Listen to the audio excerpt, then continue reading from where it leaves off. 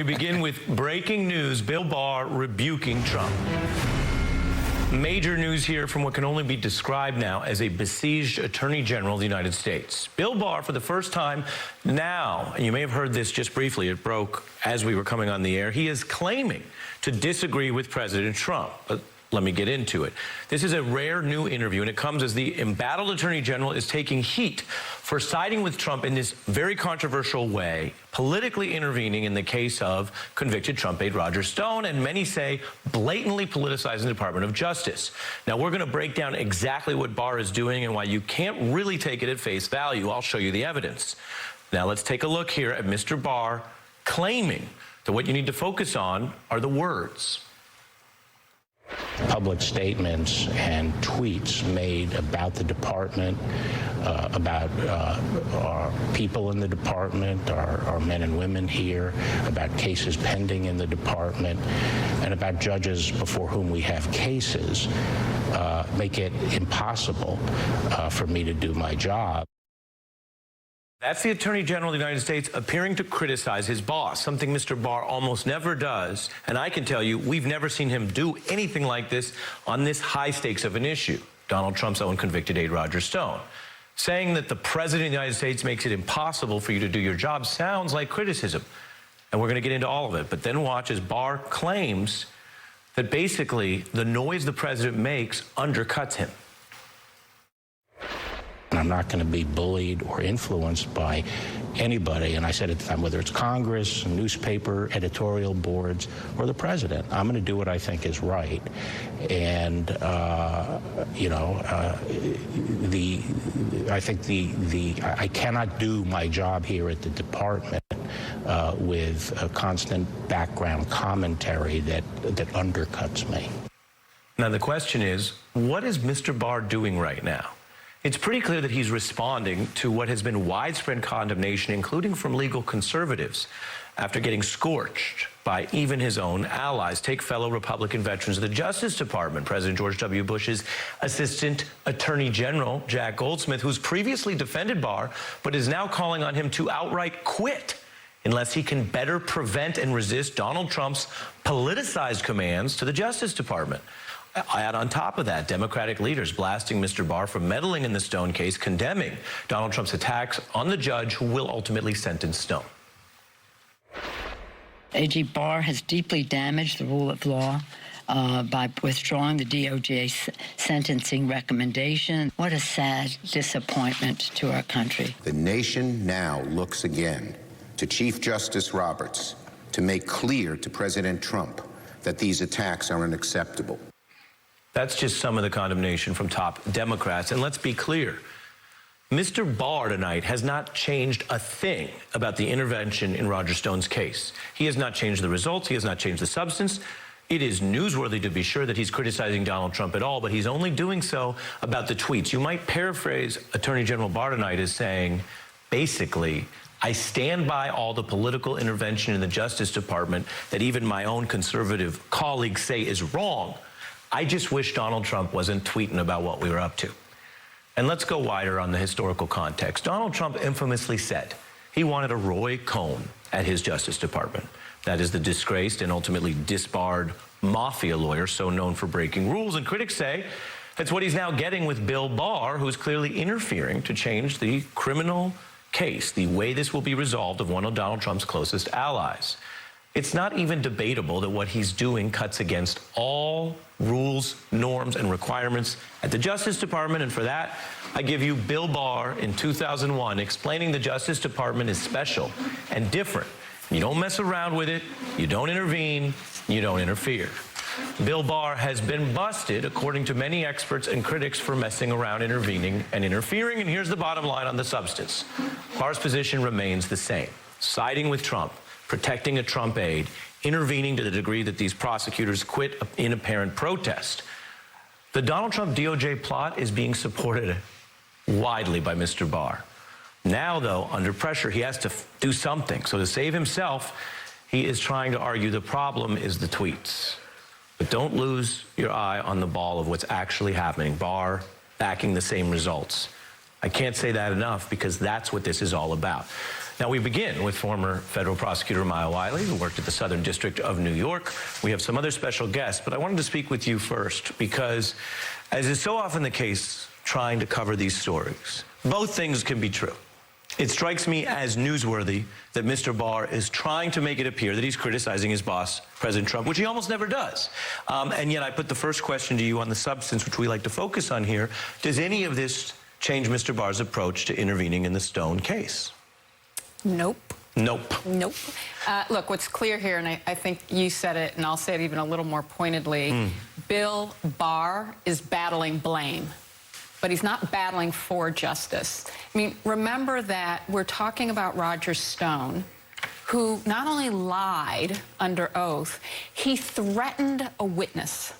So he intervenes in what line attorneys, the attorneys who handled the case from beginning to end, assessed in terms of what they thought Roger Stone deserved. But now Donald Trump tweets, and Bill Barr says, oh, well, I didn't hear the tweet. I mean, the tweet came after we had already made the decision to intervene. And the question becomes, well, why now is the tweeting so bad? Because, you know, Donald Trump tweeted when Roger Stone was on trial. And I don't recall Bill Barr being upset about that. And we've had a number of tweets from Donald Trump that I don't recall Bill Barr being upset about. Let's pause on that. You make such a great point. We laid out some of the issues, but you're pointing to something we hadn't gotten into our setup there, which is there's nothing new about Donald Trump rage tweeting in ways that can undermine the rule of law. This, you're pointing out, is something where Mr. Barr, who's a very smart person, his critics call him diabolical, but he's very smart. He sat down in the middle of this pickle and brainstormed all these things. And this is the best thing a smart person could come up with, which, as you point out, anyone who follows the news knows this ain't new. It ain't new. It's not even new for him to attack the Justice Department by tweet. And Bill Barr didn't stand up for the FBI when he, or frankly for Robert Mueller when he said, yeah, I can understand why Donald Trump is tweeting that it's a witch hunt.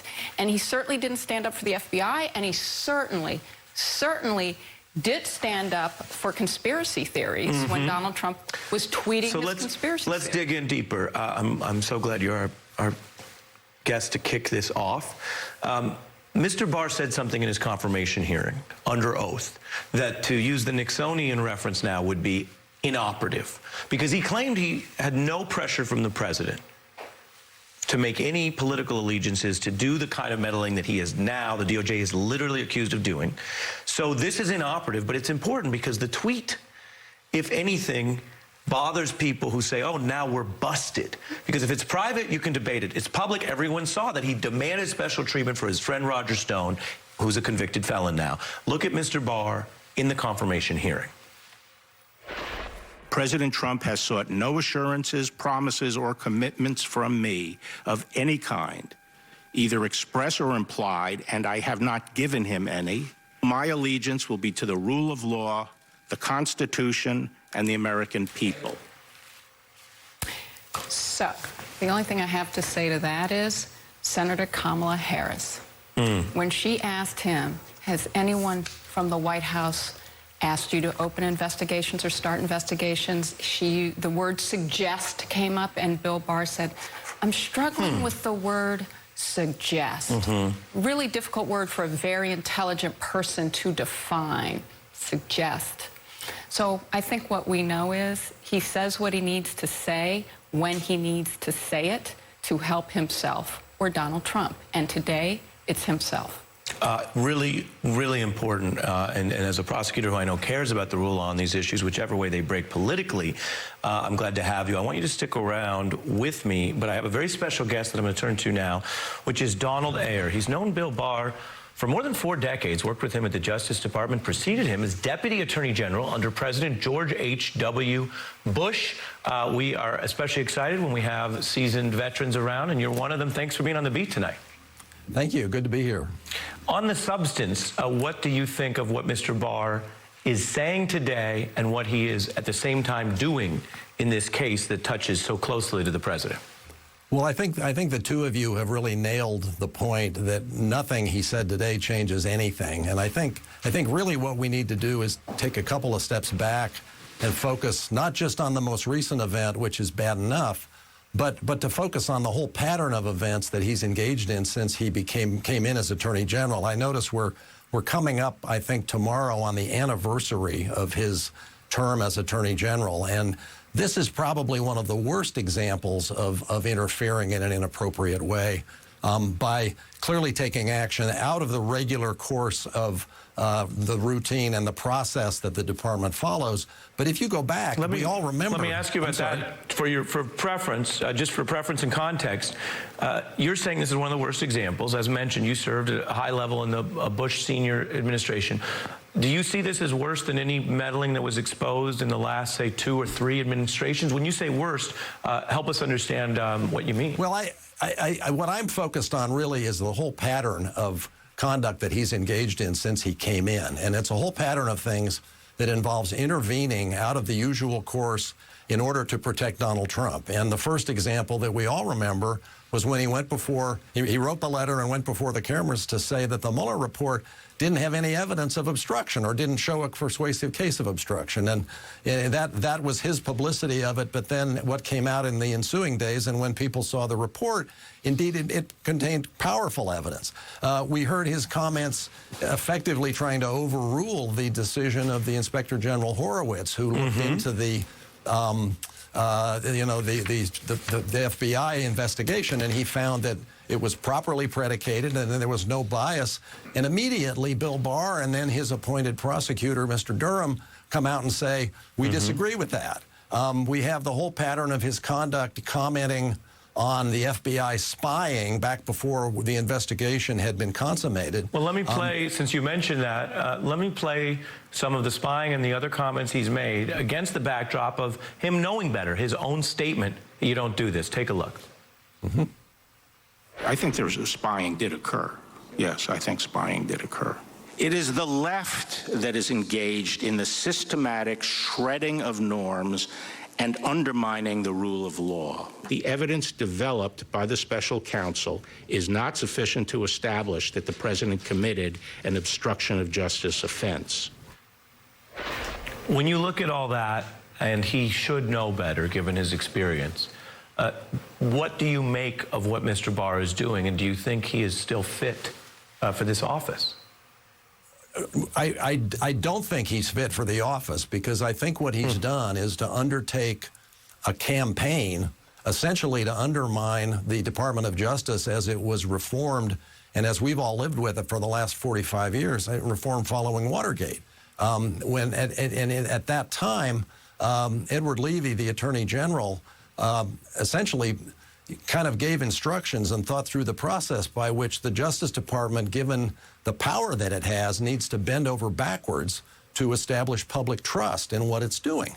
And so you have the processes that involve complete separation of political forces from the decisions made in the department, certainly in the criminal area.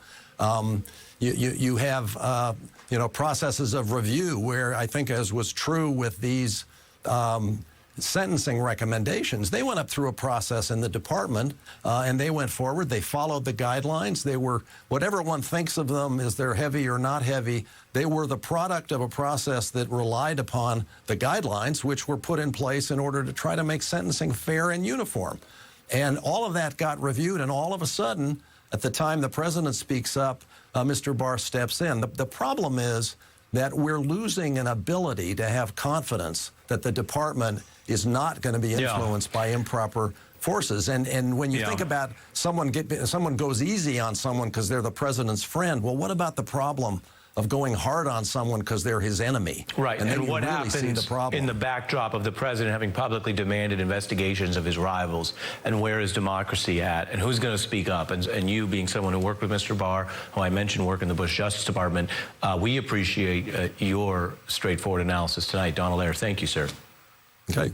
I'm going to bring back in Maya Wiley just briefly. We're running over on time, my producers tell me. But I want to hear your reaction briefly. Mr. Ayer has known Barr a long time. It's always harder to go at the people that you were professional colleagues with, maybe friends with. What do you make of him as a former Bush DOJ official saying what he just said?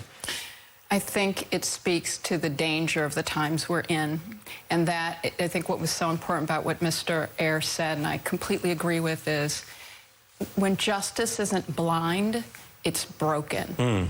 And Bill Barr is helping to break it. Maya Wiley gets the last word in this segment. Thank you. Thanks to Mr. Ayer.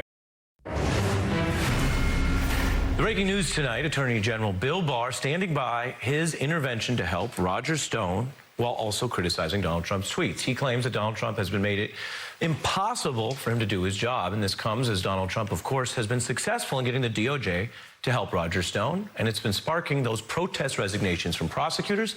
Donald Trump discussing it today. I don't think they quit the case. I think what they do is they felt they got caught. You want to know the truth? Yeah. I don't think they quit for moral reasons. I think they got caught in the act by me. Now, New York Times also reporting federal prosecutors concerned about where this all goes. Trump has also attacked a Roger Stone juror that's an American citizen, alleging without evidence significant bias. She had simply said in public that she thought the prosecutors, who Attorney General Barr overruled, had acted with integrity. I want to bring in Pulitzer Prize-winning columnist Eugene Robinson from the Washington Post. Good to see you, sir. Good to be here, Ari. We heard from very seasoned lawyers first and went through the law. For the bigger picture, we turn to you because this is both about the Justice Department, but it's also after impeachment, after Senate acquittal, it's about what's happening in Trump's America. Your view, big picture, sir. Well, so of Attorney General Barr's statements today, you know, this administration and this president operate in really in two different realms, right? There's the universe of reality, and you and your esteemed panel of lawyers are absolutely right to point out that nothing Barr said today changes what he did. He did not recommend that all the sentencing guidelines be changed nationwide for the crimes that Roger Stone was convicted of by a jury. Yep. He didn't do that. He recommended that a lighter sentence be given to Donald Trump's longtime friend and crony, and that's the reality. But there's also the universe of reality television, and in that universe, which President Trump cares a lot about, it is not done that somebody who works for President Trump publicly in a television interview calls him out and says, you know, stop doing this. You are making it impossible for me to do my job, which basically sounds like a threat. Look, you keep doing this, I'm going to quit. Trump has never reacted well to that sort of chastisement in public, especially on television. And so it will be fascinating to see. I know that there's an anodyne statement that's out from Stephanie Grisham at the White House, basically saying, "Well, of course the president wasn't bothered." But I don't believe that. Well, you nailed it. You nailed it. The publicist statement here doesn't matter. As you say, and we've tried to lead with the substance, and to echo you, Eugene, Bill Barr didn't come out and say, well, since we went lighter on Roger Stone, we're going to change the sentencing requirements and how they affect poor people and black and brown people who are disproportionately hit with heavy sentences around the country. Or we're going to actually look again at the Stone case and maybe not intervene the way we did because we've been blasted so much. He didn't do anything substantive. But as you say, even non-substantive public criticism of this president, he has not shown an ability to handle it. And I want to play something really interesting also for your big picture reaction, which is an interview that's gotten less attention where Donald Trump muses about the difference between Sessions and Barr, saying this, of course, before the public criticism. Today, take a listen to this Trump interview.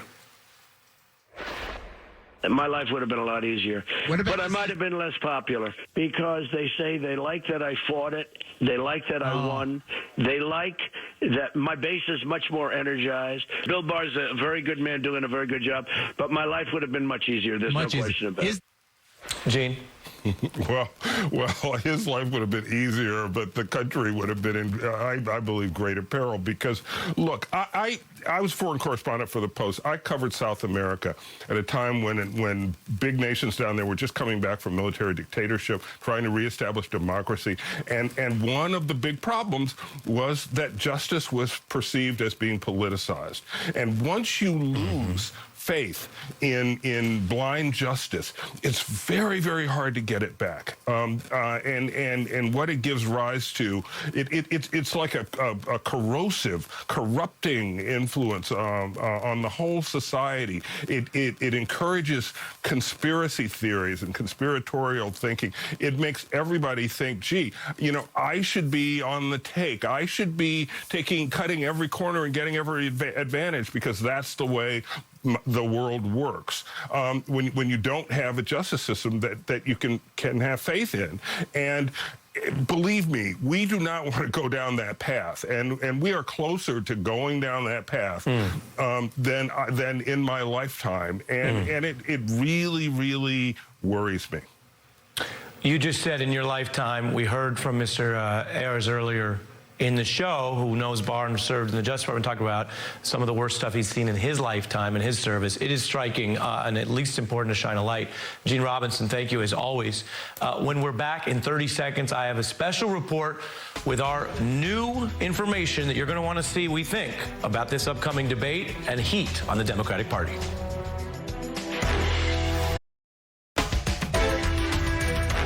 Welcome back, and now to something different. Our special report tonight on developments that could shape who is the ultimate Democratic nominee to run against Trump.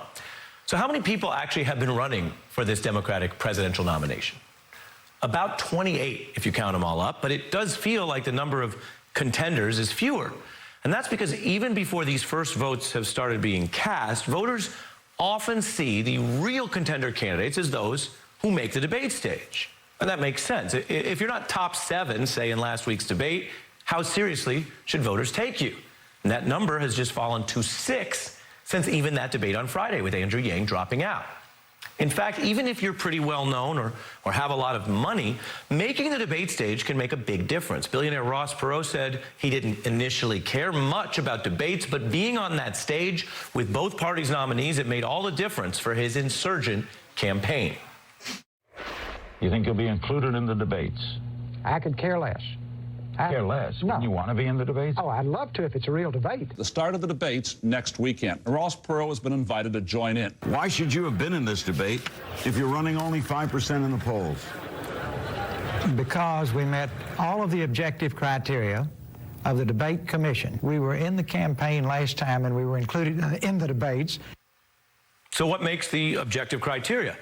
Well, in the primaries, the party decides. So while different media outlets rotate in broadcasting these debates, it is only the Democratic Party that sets the criteria for who's in them. And these can be make or break. This cycle, the DNC made rules requiring candidates must meet a polling threshold or draw grassroots fundraising from 65,000 people. Now, why make those donations a requirement at all? Well, the DNC chairman, Tom Perez, said last year the requirement tests candidates on proving their national appeal as an opportunity for people who don't have the national name ID to get on the debate stage. He went on, if you want to win the presidency, you've got to connect with grassroots America. Here is how Perez pitched it. 18 months out from an election, if the only pathway to a debate stage is polling, we thought that that was potentially unfair. And so I think the grassroots fundraising pathway is a very viable pathway, and it's important to empower the grassroots. All right. The DNC says that rule empowers the grassroots through small donations, and it's not like millionaire bundling here. We know in the past, candidates like Barack Obama showed early enthusiasm with those grassroots donations. Now, some candidates obviously do better than others under this year's rules. Cory Booker found himself boxed out of a looming debate because he couldn't meet all the DNC requirements. His campaign argued those requirements from the DNC quickened him leaving the race. Now, Chairman Perez pushed back. He said earlier that he was a fan of Booker. But if voters are disappointed Booker hasn't qualified, then when they answer the phone to pollsters, they need to express their preference for Booker. Okay, those are the rules. And we all know from candidates to athletes, the people who are losing often complain more about the rules or the calls on the field. But here's why I'm telling you all this tonight. This is super important. The story tonight is about whether it is fair for the Democratic Party to change the rules in the middle of the game. Real question. Is it fair to change in the middle? Now, before anyone decides who this rule change helps or who it might hurt? Let's answer that question. No, it's not fair to change the rules in the middle. And that would be true if it was the government changing the voting laws in the middle, or either political party or any party in the middle of a primary. And I think that's obviously pretty clear from a position of fairness before you get to the concerns from some about the Democratic Party's approach to Iowa or the 2016 primary or anything else.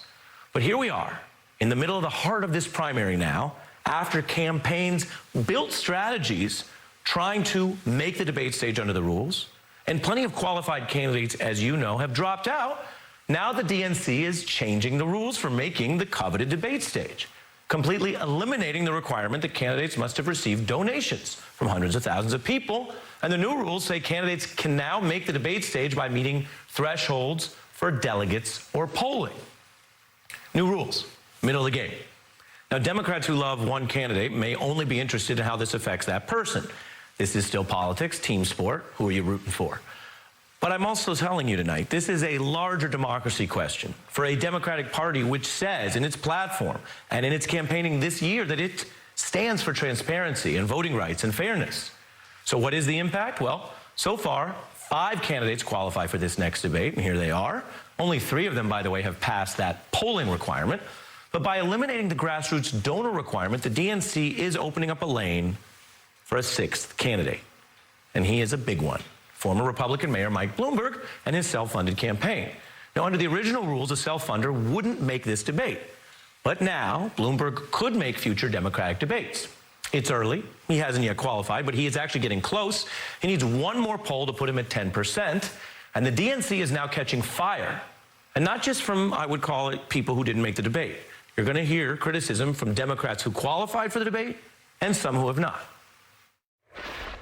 So instead of trying to get a more diverse group of candidates, they changed the rules for Michael Bloomberg. And that just seems to me to be wrong. The DNC holding their own pre-primary process, deciding which candidates they want voters to hear from, and then changing the rules for a billionaire Michael Bloomberg to come in and take the debate stage. He's worth $55 billion. And I guess if you're worth $55 billion, you can get the rules changed for debate. So here's what we know. The DNC made debate rules and stood by them even as they helped potentially eliminate some of the top Democratic candidates, U.S. senators. The DNC said those rules were fair because they tested grassroots support. Then the DNC changed the rules midstream in a way that can only add one particular candidate to the debates. Now, I'll tell you what the DNC says about this. They defend this, arguing that the donor threshold was appropriate for the opening stages of the race when there were no metrics available outside of polling to distinguish those making progress from those who were not. But if that was the whole story, the DNC could have factored all of that into the original rules. And it is hard to see why polling should count more now after this voting started than it did before. Now, I want to be very clear and fair about this. Nobody knows how this will all play out. I've heard from operatives who are saying that Bloomberg is doing well without being in the debates, where on that stage there could be more incoming fire. And we've heard from other operatives who say if Mike Bloomberg does want to really win the party nomination, then he has to eventually be on that debate stage to be seen as a finalist, so this could help him. But either way, and this is what I plead for everyone to keep an eye on, we are living through a time when our democracy is being tested. No party is immune from scrutiny and vetting for fairness. And as for Democratic Party Chairman Perez, the question's simple. Is it fair and transparent to change the rules midstream? No. Just ask Tom Perez. Here he was in January. We made the rules. Right. They were very transparent. They're very inclusive. And we can't change the rules midstream because there's a candidate that I wish were on but didn't make the debate stage.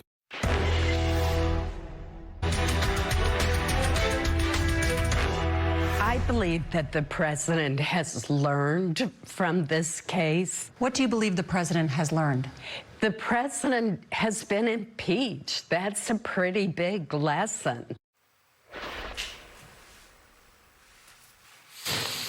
Republican Senator Susan Collins, that was just last week, arguing Trump has learned his lessons. Here is what the president just said about that. What lesson did you learn from impeachment? That the Democrats are crooked. They've got a lot of crooked things going. That they're vicious. That they shouldn't have brought impeachment. We turn now to former Republican Party chairman and MSNBC analyst Michael Steele. Learning lessons, sir. Take it away. Yeah, president hasn't learned jack. I don't know where these people get this stuff. I mean, Donald Trump has never exhibited any behavior that would indicate that he would learn from anything anyone else had to say or do.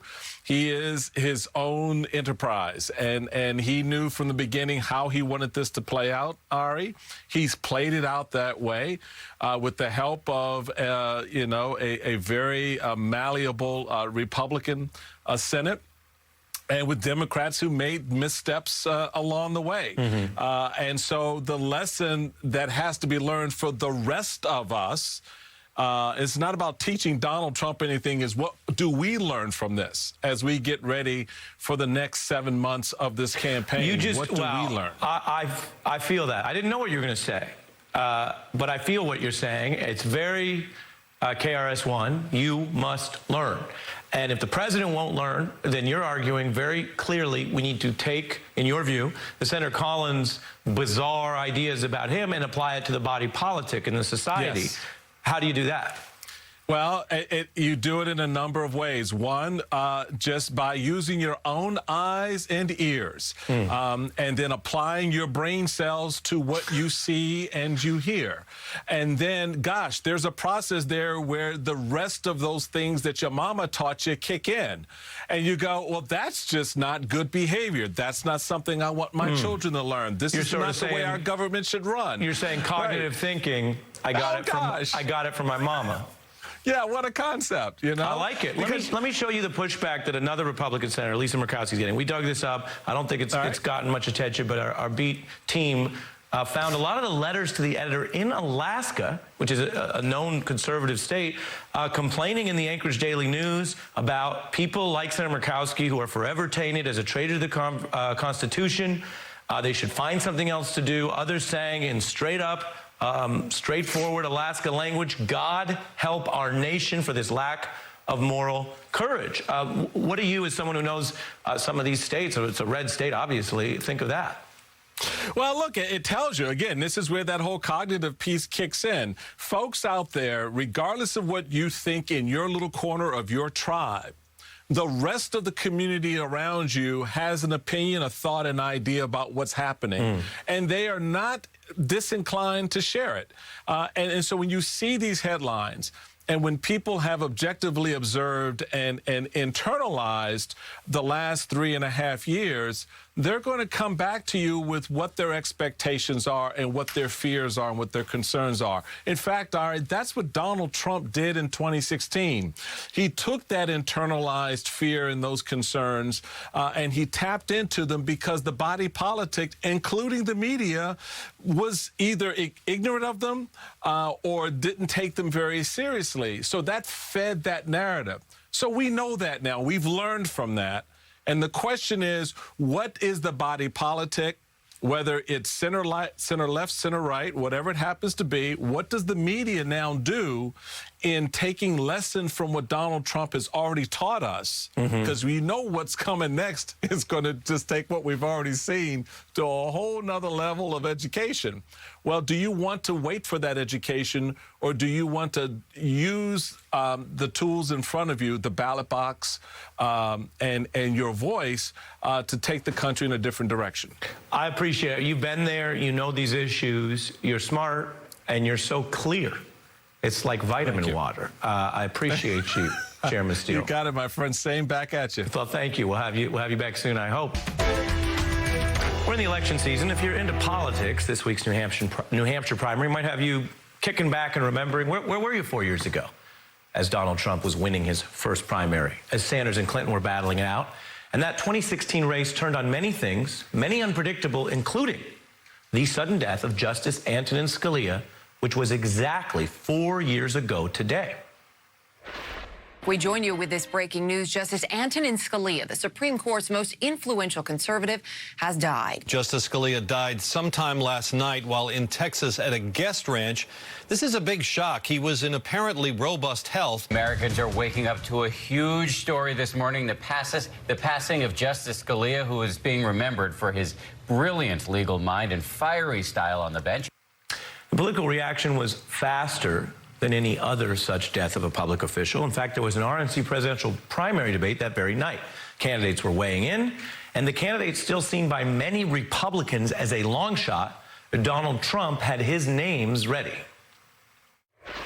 First, the death of Justice Scalia and the vacancy that leaves on the Supreme Court. He will go down as one of the great justices in the history of this republic.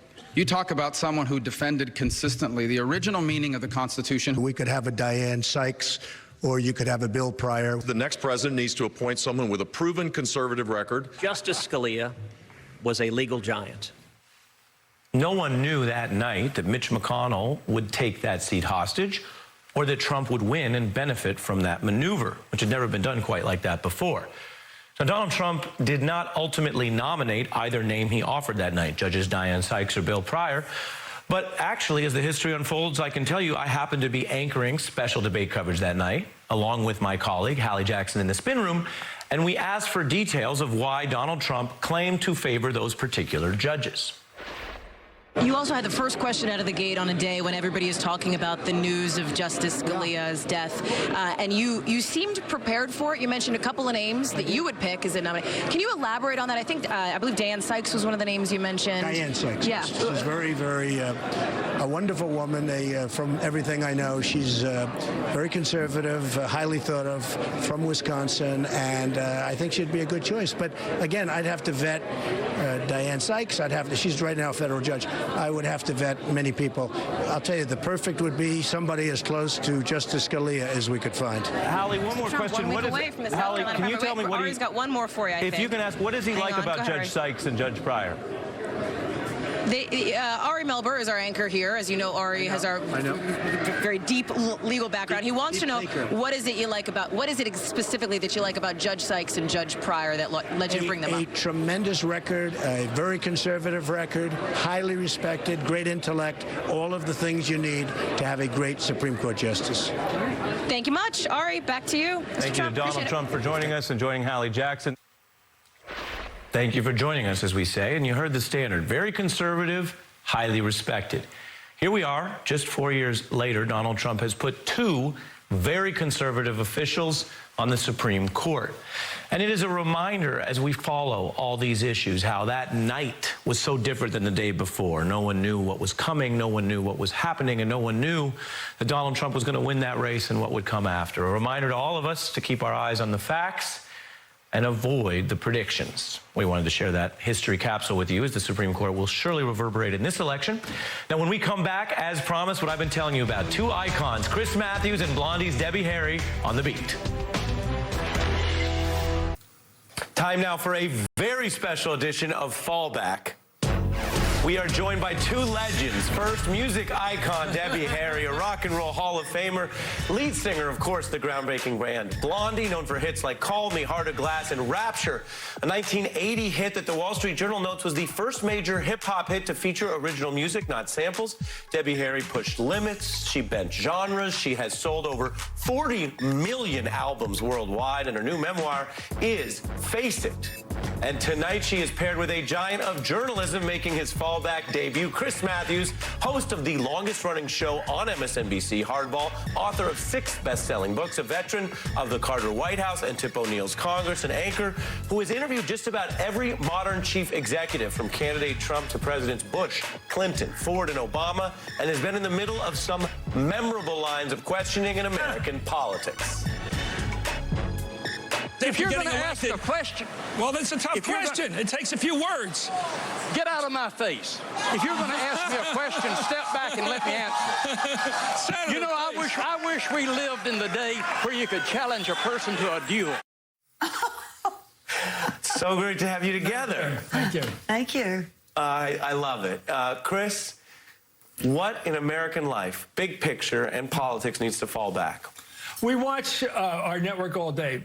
and I learned a lot from our network. But one thing I learned about these politicians, Democrat, Republican, left and right, is they all play this same game of half-truths. Well, so they'll say during the fight over impeachment, they'd say, well, they eventually got the money. The Ukrainians got the money. That's the half-truth. They did eventually get the money. Full truth, they got caught. The administration got caught and had to give them money. Everybody, both sides play this game. The Democrats will say things like, you know, we've got inherent power to subpoena people. We could send the sergeant at arms out and grab anybody we wanted. No, you can't. That may be written somewhere, but you can't do something like that. So stop saying it. What's on your mind of anything that needs to fall back? I'm not sure what fallback means. Does that mean surrender or give up or just reconvene within yourself? I'm glad you asked. You know who's an expert on this? Oh. Chris Matthews. It means stop it. It's not working. Okay, fall back and re-examine, okay. I'll give you one of mine. People out to dinner together on their phones. I hate it. I think that needs to fall back. Whole family, 4 people, all with their own phones. Yeah. All talking to Have you ever seen such a thing? Oh, absolutely. And that's when I know the party's over. When the phone comes out, it's like, oh, well, that's it. And if I may, my understanding is you know how to party.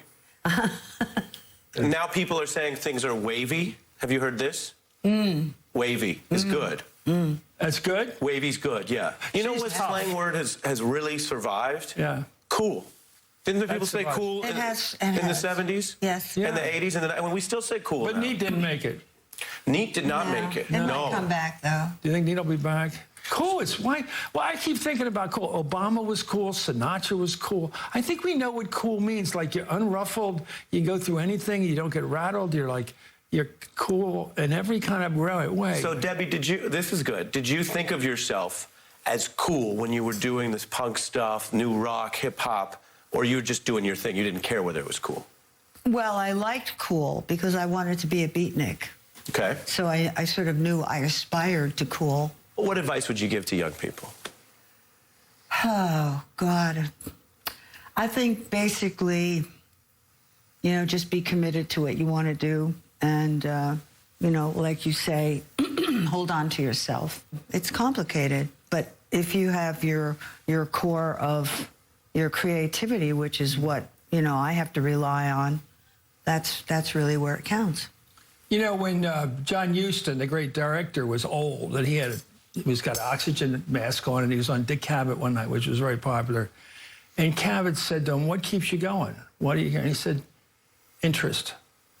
It was the best line I ever heard. I'm interested. I think interest is everything, and you can't fake it. You're either interested or not, or in a person, or interested in a person, or you're not. You can't fake that. You can't pretend to care about a topic. Either are you aren't. And I'm gifted that I've always been interested in politics. And sometimes the people who are deeply interested in others are also the most interesting to learn from.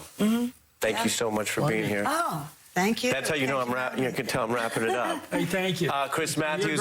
You're a great lead-in, as we say in our business. Love your lead-in.